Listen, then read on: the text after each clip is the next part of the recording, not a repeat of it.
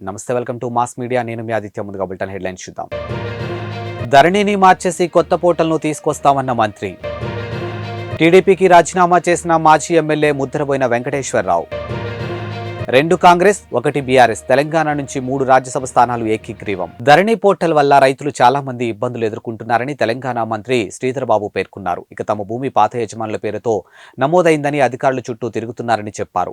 దీనికి సంబంధించి ఒక్కో జిల్లాలో వేల సంఖ్యలో ఫిర్యాదులు నమోదయ్యాయని వివరించారు.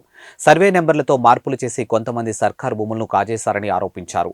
కోట్ల విలువైనటువంటి ప్రభుత్వ భూములు అన్యక్రాంతం అయ్యాయని తెలిపారు. ఈ మేరకు మంగళవారం ఖైరతాబాద్లో జరిగినటువంటి రంగారెడ్డి జిల్లా పరిషత్ సర్వసభ్య సమావేశంలో మంత్రి శ్రీధర్ బాబు పాల్గొని ప్రసంగించారు. ధరణి సమస్యలను తొలగించేందుకు త్వరలోనే కొత్త పోర్టల్ను తీసుకొస్తామని చెప్పారు. దీనికోసం వేగంగా ఏర్పాట్లు చేస్తున్నామని తెలిపారు. అదేవిధంగా ప్రభుత్వ భూమిని కాజేసిన వారిపై కఠిన చర్యలు తీసుకుంటామని స్పష్టం చేశారు. సర్కారు భూములను సొంతం చేసుకున్న వారితో పాటు వారికి హక్కులు కల్పించిన అధికారులు, సిబ్బందిపైన చర్యలు తప్పవని అన్నారు. ఒకే సర్వే నెంబర్లో పార్ట్ బి పేరుతో ఉన్నటువంటి భూములపై విచారణ జరిపి తగు నిర్ణయం తీసుకుంటామని వెల్లడించారు. ఎన్నికలకు సమయం దగ్గర పడుతున్న తరుణంలో ప్రధాన పార్టీలో అసంతృప్తులు పెరిగిపోతూ ఉన్నారు. టికెట్ దక్కని నేతలు మరో ఆలోచనకు తావివ్వకుండా పార్టీలకు రాజీనామా చేస్తూ ఉన్నారు. తాజాగా టీడీపీ మాజీ ఎమ్మెల్యే ముద్రబోయిన వెంకటేశ్వరరావు పార్టీకి రాజీనామా చేశారు. నూజివీడు నియోజకవర్గం ఇన్ఛార్జిగా కొలుసు పార్థసారథిని చంద్రబాబు నియమించిన సంగతి తెలిసిందే. దీంతో అసంతృప్తికి గురైనటువంటి ముద్రబోయిన పార్టీకి రాజీనామా చేశారు. తన కార్యాలయంలో ఉన్నటువంటి టీడీపీ ఫ్లెక్సీలను కూడా ఆయన తొలగించారు. ఈ సందర్భంగా ఆయన మాట్లాడుతూ మీకు మీ పార్టీకి ఒక నమస్కారం అని చెప్పారు. పార్థసారథి ఇంకా టీడీపీ కండువా కూడా కప్పుకోలేదని, కానీ ఆయన్ను నూజివీడు ఇన్ఛార్జిగా ప్రకటించారని మండిపడ్డారు. ఉరిశిక్ష వేసే ముందు కూడా చివరి కోరిక అడుగుతారని, కానీ తనను పార్టీ ఏమీ అడగలేదని వాపోయారు. వైసీపీలో చేరాలని తానేమైనా చెప్పానా అని ప్రశ్నించారు. ముఖ్యమంత్రి కార్యాలయంలో జగన్ను కలిసి పలు అంశాలపై చర్చించారని, సీఎంను ఎవరైనా కలవచ్చు కదా అని అన్నారు. 10 ఏళ్లు తనను వాడుకొని ఇప్పుడు వదిలేశారని విమర్శించారు. త్వరలోనే తాను భవిష్యత్ కార్యాచరణ ప్రకటిస్తారని చెప్పారు. కాంగ్రెస్ సీనియర్ నేత మాజీ మంత్రి రేణుకా చౌదరి, యువజన కాంగ్రెస్ నాయకుడు అనిల్ కుమార్ యాదవ్, బీఆర్ఎస్ నేత వద్దిరాజు రవిచంద్ర రాజ్యసభ సభ్యులుగా తెలంగాణ నుంచి ఏకీగ్రీవంగా ఎన్నికయ్యారు. రాష్ట్రం నుంచి ఖాళీ అయిన ఈ 3 స్థానాలకు మొత్తం 6 నామినేషన్లు దాఖలు కాగా ముగ్గురిని ఎలక్షన్ కమిషన్ అనర్హులుగా ప్రకటించింది. ఉపసంహరణ గడువు నిన్నటితో ముగియడంతో బరిలోకి మిగిలినటువంటి రేణుకా చౌదరి, అనిల్ కుమార్, రవిచంద్ర ఏకీగ్రీవంగా ఎన్నికైనట్లు రిటర్నింగ్ అధికారి ప్రకటించారు. ఖాళీ అయిన 3 స్థానాల్లో 2టిని కాంగ్రెస్ దక్కించుకోగా 1 స్థానాన్ని బీఆర్ఎస్ కైవసం చేసుకుంది. రాజ్యసభ సభ్యుడిగా ఎన్నికైనటువంటి అనంతరం బీఆర్ఎస్ నేత వద్దిరాజు రవిచంద్ర హైదరాబాద్ గన్ పార్క్లోని అమరవీరుల స్తూపం వద్ద నివాళులు అర్పించారు. అనంతరం ఆయన మాట్లాడుతూ తనను రెండోసారి రాజ్యసభకు పంపినటువంటి కేసీఆర్ కు రుణపడి ఉంటారని పేర్కొన్నారు. విభజన హామీలు పార్లమెంటులో గలమెత్తుతానని, ఖమ్మంలో బీఆర్ఎస్ కు పునర్వైభవం తీసుకొస్తానని తెలిపారు. రాజ్యసభ సభ్యుడిగా ఎన్నికైనట్లు ధృవీకరణ పత్రం అందుకున్న అనిల్ కుమార్ యాదవ్ భారీ ర్యాలీగా గాంధీభవన్ కు చేరుకున్నారు. అక్కడ విలేకరులతో మాట్లాడుతూ తెలంగాణ నుంచి బీసీ బిడ్డను రాజ్యసభకు పంపడం బీసీలకు గర్వకారణమని అన్నారు. చిన్న వయసులోనే అధిష్టానం తనకు పెద్ద పదవి ఇచ్చిందని, ఇది తన జీవితంలోనే గొప్ప సంఘటన అని పేర్కొన్నారు. తెలంగాణ అమరవీరుడు సిరిపురం యాదయ్య వర్ధంతి సందర్భంగా ఖమ్మంలోని అమరవీరుల స్తూపం వద్ద తెలంగాణ ఉద్యమకారుల ఘన నివాళులు అర్పించి వారి త్యాగాన్ని గుర్తు చేసుకోవడం జరిగింది. తెలంగాణ ఉద్యమకారుడు టీఆర్ఎస్ పార్టీ మధుర నియోజకవర్గం మాజీ ఇన్ఛార్జ్ బొమ్మెర రామ్మూర్తి మాట్లాడుతూ జోహార్ తెలంగాణ అమరవీరులు అంటూ నినాదాలు ఇచ్చి వారి యొక్క ఉద్యమ పోరాటాలను గుర్తు చేసుకుని వారి ఉద్యమ పోరాటాలను కొనియాడారు.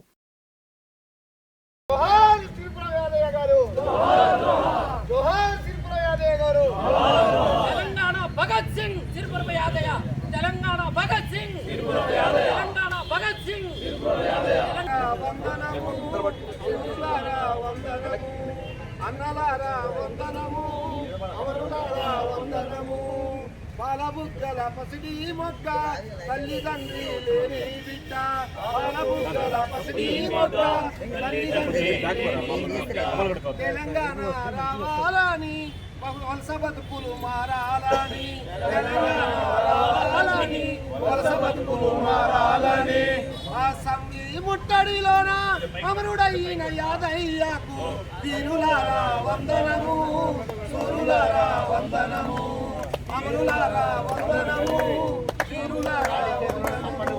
జోహార్ తెలంగాణ మన వీరులకు, జోహార్ జోహార్, జోహార్ తెలంగాణ మన వీరులకు, జోహార్ జోహార్, జోహార్ త్రిపురం యాదయ్యకు, జోహార్ జోహార్.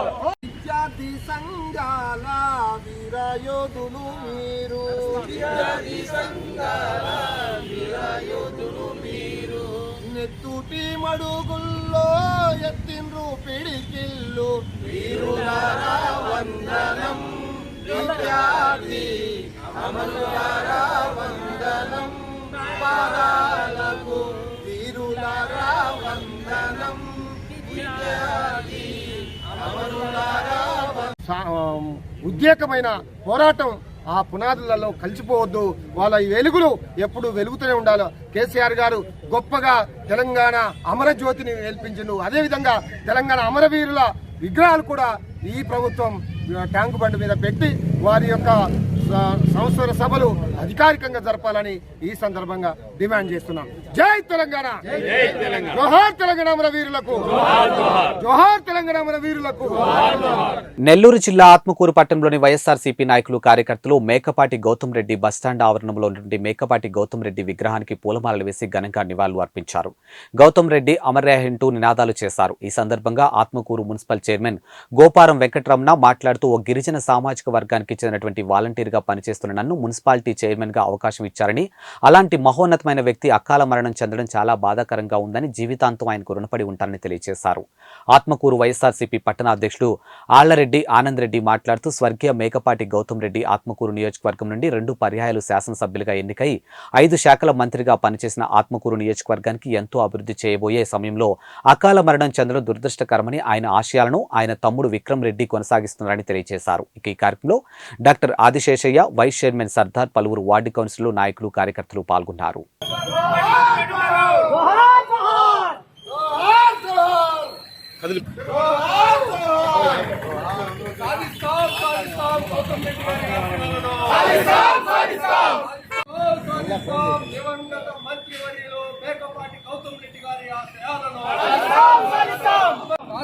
సాధిస్తాం గౌతమన్న ఆశయాలను.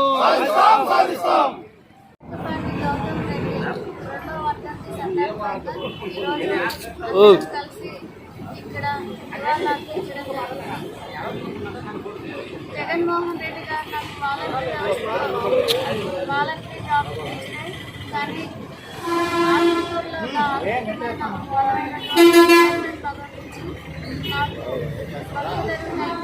ఈరోజు ఆత్మకూరులో ఒక పేరెంట్ ఇచ్చిన గౌతమ్ రెడ్డి గారికి కుటుంబ సభ్యులు నేను జీవితాంతం రుణపడి ఉంటాను. మంచి మనసున్న వ్యక్తి మన మేకపాటి గౌతమ్ రెడ్డి గారు. ఆయన ఒక పారిశ్రామిక రంగంలో ఎన్నో పారిశ్రామికవేత్తగా పేరుంది. తర్వాత తన స్నేహితుడి కోసం ఈ రాష్ట్ర ముఖ్యమంత్రి అయినటువంటి జగన్మోహన్ రెడ్డి కోసం రాజకీయాల్లోకి రావడం జరిగింది. పెద్దలు మేకపాటి రాజమోహన్ రెడ్డి తనయుడిగా వైఎస్ఆర్సీపీ సమన్వయకర్తగా వచ్చి ఆత్మకూరు ప్రజల మనసులను గెలుపొంది అత్యధిక మెజార్టీతో గెలిచిన వ్యక్తి గౌతమ్ రెడ్డి గారు. అలాగే రెండో పర్యాయం మళ్ళీ ఇదే ఆత్మకూరు నియోజకవర్గంలో ఎమ్మెల్యేగా గెలిచి 2 సార్లు తన శాసనసభ్యులుగా చేసిన దానికి ఆత్మకూరు ప్రజలకి అతను ఎప్పుడూ తన మనసులో పెట్టుకుని ఉంటారని చెప్పిన మాట వాస్తవం. కానీ ఆత్మకూరు ఎంతో అభివృద్ధి చెందే తరుణంలో ఆయన్ని 5 శాఖల మంత్రిగా ఇచ్చి ఆ రోజు జగన్మోహన్ రెడ్డి గారు మంత్రిని కూడా చేయడం జరిగింది. కానీ ఒక మంచి మనసున్న వ్యక్తి, చిన్న పిల్లకాయలు సైతం ప్రేమతో పలకరించే వ్యక్తి ఎవరైనా ఉన్నారంటే అది గౌతమ్ రెడ్డి గారే. తర్వాత మంత్రి అయిన పాట రాష్ట్ర వ్యాప్తంగా కాదు దేశవ్యాప్తంగా ఆయన ఐటీ శాఖ గురించి దేశవ్యాప్తంగా ఎన్నో పరిశ్రమలను తీసుకొచ్చడానికి ఆయన పాకులాడిన విషయం అందరికీ తెలిసిన విషయమే. కానీ హఠాన్ మరణం ఆయన మరణించడం అనేది ముఖ్యంగా ఆత్మకూరు నియోజకవర్గం ప్రజలకి ఎంతో అన్యాయం జరిగిందని నేను భావిస్తున్నాను. ఆయన లేని లోటు వాళ్ళ తమ్ముడు విక్రమ్ రెడ్డి గారు మరింత ఇది చేసి వాళ్ళని ఆ కుటుంబాన్ని చూసాడని ఆత్మకూరు ప్రజలు వాళ్ళు ఎంత ఎప్పుడు ఉంటారని నేను పట్టణ వైఎస్ఆర్ కాంగ్రెస్ తరఫున తెలుపుతున్నాను. తిరువూరు ఎమ్మెల్యే రక్షణానిధి వైఎస్ఆర్ పార్టీ ఎమ్మెల్యేగా 2014 నుంచి నేటి వరకు పార్టీ కార్యాలయం కొనసాగిస్తూ ఎమ్మెల్యేలకు, నాయకులుగా, కార్యకర్తలుగా ప్రజలకు అందుబాటులో ఉంచారు. అయితే గత కొద్ది రోజుల క్రితం వైఎస్ఆర్సీపీ సమన్వయకర్తగా స్వామిదాస్ను నియమించడంతో తిరువూరు నియోజకవర్గానికి అందుబాటులో లేకుండా పోయారు. ఇక రక్షణానిధి దీంతో వైఎస్ఆర్ పార్టీ కార్యాలయం పేరిట ఉన్నటువంటి బోర్డును, పార్టీ జెండాలను, ఫ్లెక్సీ ఈ కార్యాలయాన్ని తన సొంత ఆఫీసుగా వాడుకుంటారా లేక యజమానికి అప్పచెప్తారా అనేది వేచి చూడాల్సిందే.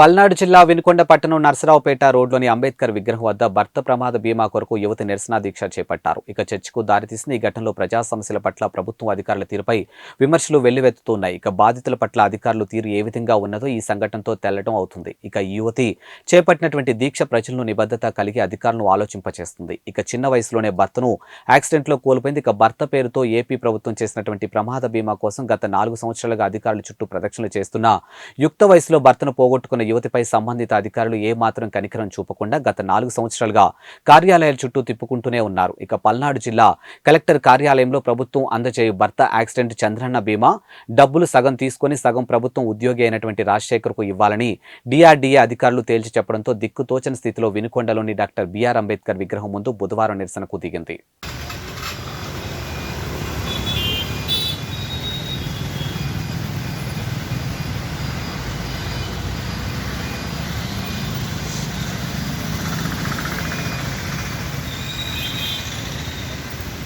విశాఖ కాకాని నగర్కు చెందినటువంటి భాస్కర్ రాజుకు అన్నవరంకు చెందినటువంటి గన్నిరాజు అనే వ్యక్తితో పరిచయం ఏర్పడింది. ఇక బ్లాక్ కవర్లో ఉన్నటువంటి ఫేక్ కరెన్సీ నోట్లు లిక్విడ్తో ముంచి తీస్తే ఒరిజినల్ నోట్లుగా మారుతాయని నమ్మించారు గనిరాజు. ఇక గనిరాజు దగ్గరకు వెళ్ళినటువంటి భాస్కర్ రాజుకు 2 బ్లాక్ నోట్లు లిక్విడ్లో ముంచి క్లీన్ చేసి వాటిని షాప్లో మార్చారు. ఇక చెల్లుబాటు కావడంతో గనిరాజు ట్రాప్లో భాస్కర్ రాజు పడ్డాడని అన్నారు. ఇక డీసీపీ సత్యబాబు 30 లక్షలు 3 కోట్లు తన దగ్గర ఇటువంటి కరెన్సీ ఇంకా ఉందని గన్నిరాజు చెప్పడంతో కరెన్సీ రెడీ చేయాలని సూచించాడు. 3 కోట్ల విలువ చేసే బ్లాక్ నోట్లకు 30 లక్షల అసలు నోట్లు ఇవ్వాలని గనిరాజ్ చెప్పడంతో డీల్ కుదుర్చుకున్నాడు. ఇద్దరు డీల్ ప్రకారం 30 లక్షల అసలు కరెన్సీ ఇచ్చి 3 కోట్ల విలువైనగా చెప్పి 3 బ్యాగుల్లో బ్లాక్ పేపర్ కరెన్సీ అప్పగించాడు ఇక గనిరాజు. అయితే ఆ బ్లాక్ పేపర్ కరెన్సీ తీసుకుని వెస్ట్ గోదావరికి చెందినటువంటి ముద్దాల శ్రీనివాసరావుతో కలిసి కారులో విశాఖ బయలుదేరారు భాస్కర్ రాజు. ఇక పోలీసులకు సమాచారం అందడంతో రంగంలోకి దిగిన డెక్కాయ్ ఆపరేషన్ చేపట్టారు. ఇక స్పాట్ లో భాస్కర్ రాజుతో పాటు వెస్ట్ గోదావరికి చెందినటువంటి ముద్దాల శ్రీనివాసను పట్టుకున్నారు. ఇక ఇద్దరిని విచారించారు.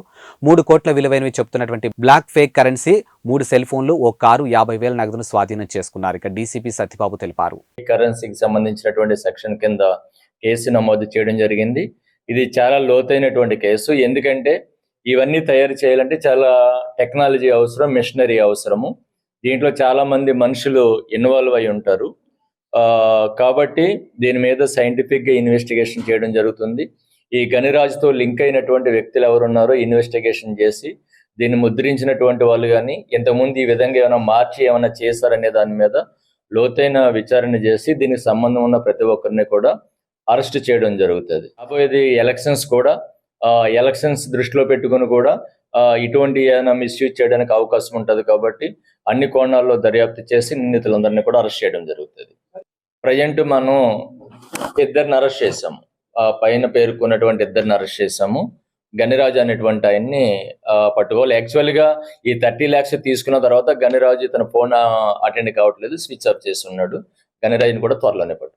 బీసీ హాస్టల్లో ఎస్సీ హాస్టల్ పర్యవేక్షించినటువంటి ఎంపీటీసీ సుతారి నరసింహులు సిద్దిపేట జిల్లా మీరుదొడ్డి మండల కేంద్రంలోని బీసీ హాస్టల్, ఎస్సీ హాస్టల్లోని విద్యార్థులతో మీరుదొడ్డి 1వ నెంబర్ ఎంపీటీసీ సుతారి నరసింహులు మాట్లాడుతూ భోజనం సరైన సమయంలో పెడుతున్నారా లేదా స్నాక్స్ ఇస్తున్నారా, ఏమన్నా మీకు సమస్యలు ఉన్నాయని తెలుసుకున్నారు. ఇక ఆరోగ్య సమస్యలు ఏమన్నా ఉన్నాయని అడిగి తెలుసుకున్నారు. ఈ సందర్భంగా వారు మాట్లాడుతూ వచ్చే నెల నుండి విద్యార్థులకు పరీక్షలు ఉన్నందున వారి ఆరోగ్య సమస్యలు ఏమైనా ఉంటే వైద్య శాఖతోని మాట్లాడి హెల్త్ క్యాంప్ పెట్టిస్తానని, ప్రభుత్వం నుండి వచ్చే ఏవైనా నిధులు వారికి అందకపోతే ఎమ్మెల్యే గారి మాట్లాడి వారికి ఇప్పిస్తానని వార్డెన్లో గానీ విద్యార్థులకు కానీ ఏం హామీ ఇచ్చారు.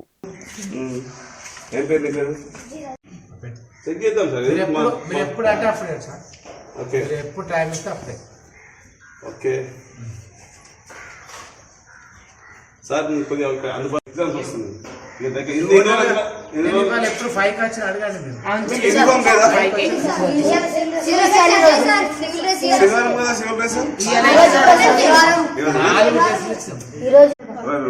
బీసీకి ఉన్నాయి కదా, 62 కాకపోతే సరిపోతారు. ఇప్పటి లొకేషన్ అంటే నేను జల్లుబాటు డిస్కస్ చేస్తాను. ఇంకేంటి యూనిఫామ్స్ ప్రాబ్లం ఉంటే నాకు కావాలంటే నేను కాపీలన్నా ఏదన్నా సొంతం ఇప్పిద్దాం అన్నది సరే. అదే ఓకే. టోటల్ 56 ఇచ్చింది. ఓకే. టోటల్ అన్ని రకాల సెటర్స్, మంకీ క్యాప్స్ అండ్ బూట్లు, స్కూల్. నేను కూడా పెళ్లికి పోయేస్తా, కానీ అక్కడ కొంచెం పని చేస్తే మనకు లాభం జరుగుతుంది కదా, పెళ్ళిళ్ళతో అంతగా అవుతుంది వాళ్ళకు కూడా. అది కాదు, మనం కొంచెం ఏమైనా క్యాంప్ పెట్టదు ఒకరోజు ఏమైనా నష్టం లేదు కదా. మీ డిఎంఎల్ఏ మాట్లాడుకుంటావా? నేను హాస్టల్కి వచ్చిన నేను పెట్టిన క్యాంప్ అయ్యాక మీరు ఎందుకు క్యాంప్ పెడతారు, ఎందుకు వస్తున్నారు?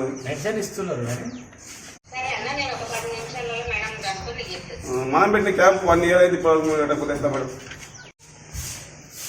ఏంటి స్కూల్ ఇట్లా టైం అయింది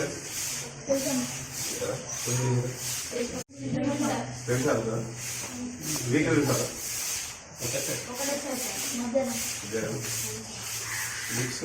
యూనిఫామ్ లేదా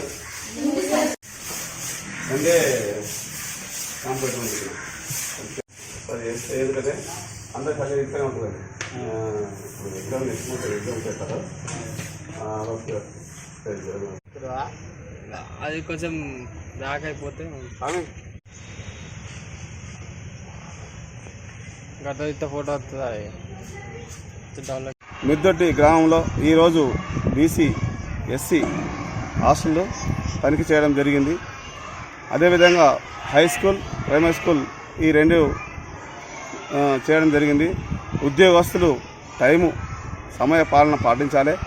ఈ రెండు స్కూల్లే కాదు హాస్టల్సే కాదు, మరి రెవెన్యూ అయితేనేమి, ఎండిఓ అయితేనేమి, మిగతా ఆఫీసులు అయితేనేమి, మన హెల్త్ డిపార్ట్మెంట్ అయితేనేమి, ప్రతి ఆఫీసర్ ఎన్ని ఆఫీసర్ టైంకు రాక ప్రజానికానికి చాలా ఇబ్బందులకు గురవుతున్నారు. టైంకు వచ్చి డ్యూటీ చేసినట్లయితే మాకు సంబంధం లేదు. లేనిచో నేను కలెక్టర్ గారికి మరీ ఫిర్యాదు సోమవారం నాడు మరీ ఉంటారు కాబట్టి ఫిర్యాదు చేసి వాళ్ళపైన కఠిన చర్యలు తీసుకుంటానని మరి నేను టౌన్ మిద్దొడ్డి ఎంపీటీసీగా హెచ్చరిస్తూ, అదేవిధంగా మిగతా హాస్టళ్లలో కస్తూర్బా మోడల్ బీసీ ఎస్సీ హాస్టళ్లలో ఫుడ్డు సరిగా లేదు అని తెలిసింది.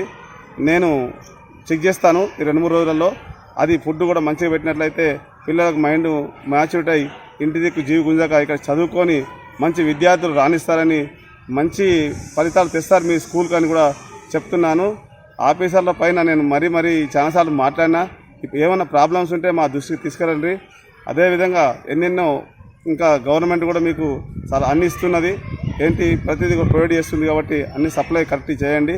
లేనిచో మీకు తగిన చర్యలు తప్పవని నేను ఆఫీసర్లు ప్రతి ఆఫీసర్ కూడా హెచ్చరించి మరీ చెప్తున్నాను.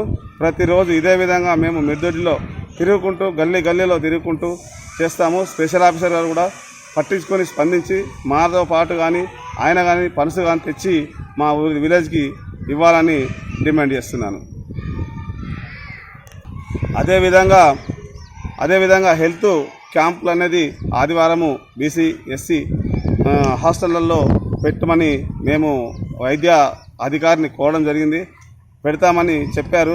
ఎందుకంటే వాళ్ళు ఎక్కడి నుంచో వచ్చి చిన్న పిల్లలు కాబట్టి, 10th లోపు ఉన్న పిల్లలు కాబట్టి, ఇక్కడ చదువుకున్నారు కాబట్టి వాళ్ళకి హెల్త్ బాగలేకున్నా ఏం చేయలేకున్నా రేపు ఎగ్జామ్ రాయాలంటే చాలా ఇబ్బందులు ఉంటారు. కాబట్టి వాళ్ళ హెల్త్ క్యూర్ ఉన్నట్లయితే ఎగ్జామ్ రాస్తే మంచి రాణించి మంచి ఫ్యూచర్ ఉండి ఉద్యోగాలు కానీ రేపు పొద్దున ఏదైనా చేయాలంటే వీళ్ళు రానున్న రోజుల్లో భావి తరాల పౌరులు వీళ్ళే కాబట్టి వీళ్ళ ఖచ్చితంగా హెల్త్ క్యాంప్ పెట్టి వీళ్ళకి ప్రతి దేనికైనా మందులు ఇవ్వాలని కోరుకుంటున్నాను. ఈ రోజు జిల్లా కాంగ్రెస్ కార్యాలయంలో సంజీవరెడ్డి భవన్లో జిల్లా మహిళా కాంగ్రెస్ అధ్యక్షురాలు దొబ్బల సౌజన్య అధ్యక్షతన జరిగినటువంటి ప్రెస్ మీట్లో జిల్లా మహిళా కాంగ్రెస్ కమిటీ సమావేశానికి విచ్చేసినటువంటి రాష్ట్ర మహిళా కాంగ్రెస్ అధ్యక్షురాలు సునీతారావు మాట్లాడుతూ రాబోయే పార్లమెంటు ఎన్నికల్లో బీజేపీ పార్టీని ఓడించి కేంద్రంలో కాంగ్రెస్ పార్టీ గెలుపు కొరకు మహిళలు అందరూ కష్టించి పనిచేయాలని పిలుపునిచ్చారు. అదేవిధంగా బీజేపీ బీఆర్ఎస్ అక్రమ పొత్తులను విధానాలను వైఫల్యాలను ఎండగట్టారు. ఈ కార్యక్రమంలో కొత్తగూడెం భద్రాద్రి అధ్యక్షురాలు తోట దేవి ప్రసన్న, రాష్ట్ర మహిళా Congress social media coordinator Aditha Dandamudi Girija, Vemula Seethakka మరియు జిల్లాలోని అన్ని మండలాల కమిటీ సభ్యులు, జిల్లా నాయకురాలు పాల్గొన్నారు.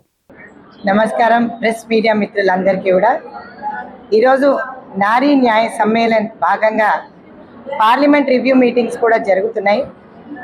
నారీ న్యాయ సమ్మేళన్లో 5 దీనికి విశేషంగా నారీ న్యాయ కానీ యువ న్యాయ కానీ దీంతో పాటు ప్రజెంట్గా ఇప్పుడు జరుగుతున్న అన్యాయాలపైన మాట్లాడడానికి ఫోకస్ పెట్టింది మహిళా కాంగ్రెస్.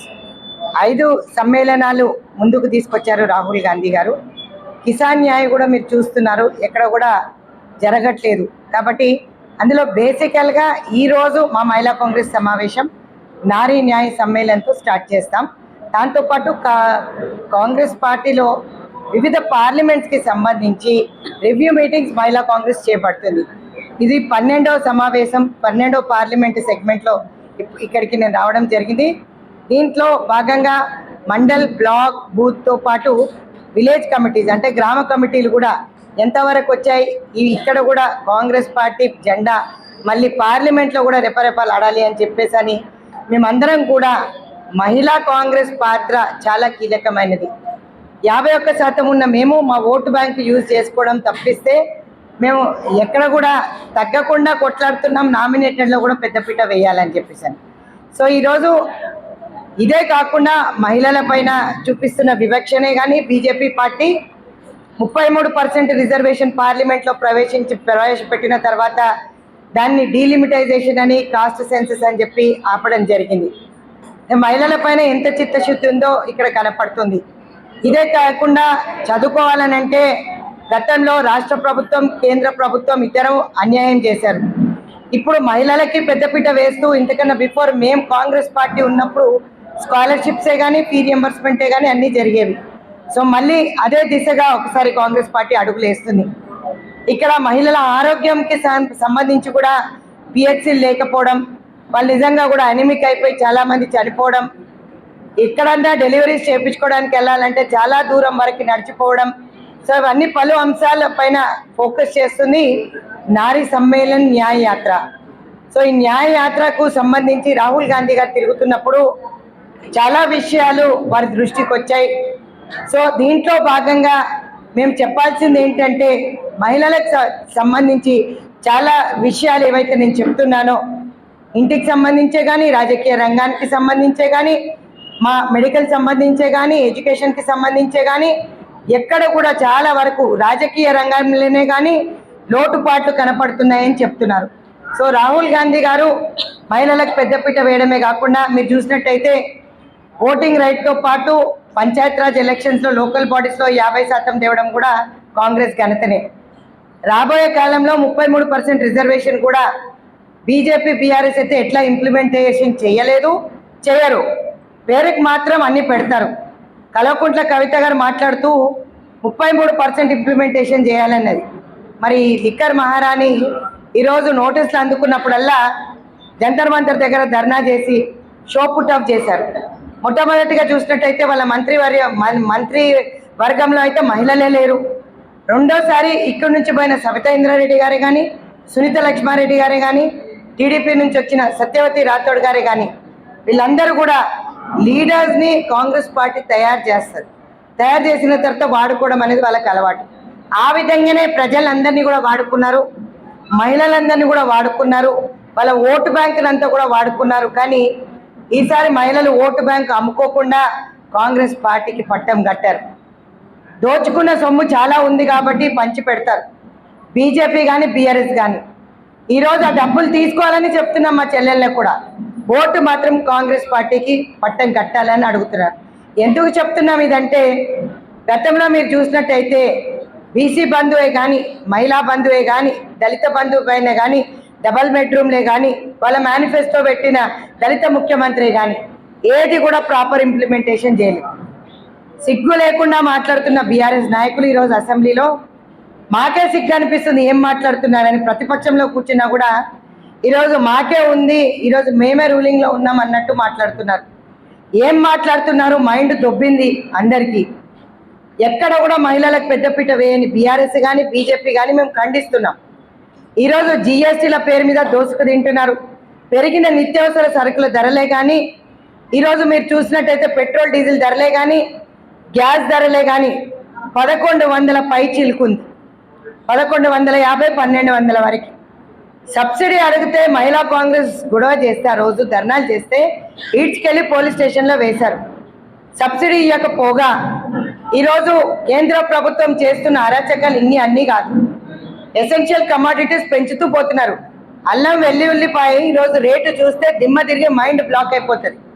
నియంత్రణలో పెట్టలేని ధరలు. రానున్న ఎన్నికల్లో కాపు సోదరులు వైఎస్ఆర్ కాంగ్రెస్ పార్టీ అభ్యర్థులను అత్యధిక మెజారిటీతో గెలిపించాలని పొన్నూరు మండలం వెల్లూరు గ్రామం నందు కాపు కళ్యాణ మండపం నందు శంకుస్థాపన కార్యక్రమం నిర్వహించారు. ఇక తదనంతరం పొన్నూరు నియోజకవర్గంలోని కాపు నాయకులతో ముఖ్య సమావేశం జరిగింది. అండ్ ఈ సమావేశంలో 2024లో జరుగు శాసనసభ పార్లమెంటు ఎన్నికల్లో వైసీపీకి ఇచ్చినటువంటి కాపు అభ్యర్థులు విజయం పొందుతున్నట్లు చేయవలసిన ప్రణాళిక రూపకల్పన చేశారు.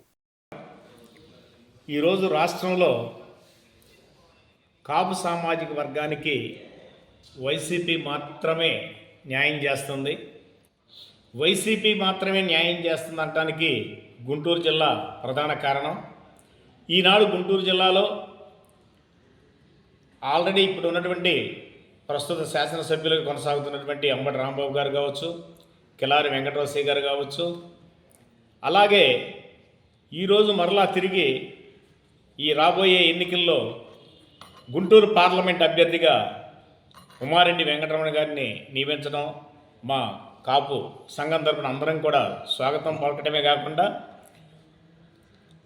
ఉమారెడ్డి వెంకటరమణ అభ్యర్థిత్వాన్ని బలపరిచి పంపించినందుకు జగన్మోహన్ రెడ్డి గారికి ఆంధ్రప్రదేశ్ రాష్ట్ర కాపునాడు తరపున మేము కృతజ్ఞతలు తెలియపరుస్తున్నాం.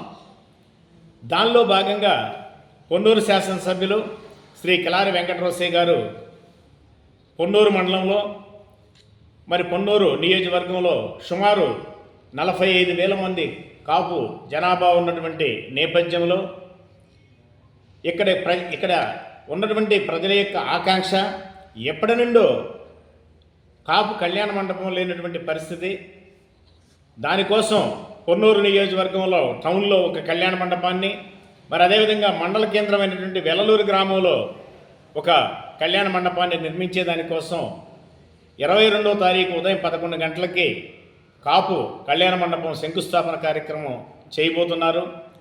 ఈ కార్యక్రమానికి పెద్దలు ఉమారెడ్డి వెంకటేశ్వర గారు, మరి గుంటూరు పార్లమెంట్ అభ్యర్థి ఉమారెడ్డి వెంకటరమణ గారు, పొన్నూరు నియోజకవర్గ శాసనసభ్యులు కిలారి వెంకటరోసయ్య గారి కార్యక్రమానికి విచ్చేసి మరి కాపు సంక్షేమానికి జరుగుతున్నటువంటి విషయాల మీద అవగాహన కార్యక్రమాన్ని కూడా ఏర్పాటు చేసి ఆ యొక్క శంకుస్థాపన కార్యక్రమంలో పాల్గొంటున్నారు. కాబట్టి పొన్నూరు ప్రాంతానికి సంబంధించినటువంటి మండలాలు అయితేనేమి, పట్టణం నుంచి పెద్ద ఎత్తున కాపు సోదరీమణులందరూ కూడా ఆ కార్యక్రమానికి విచ్చేసి విజయవంతం చేయవలసిందిగా కోరుతున్నాం.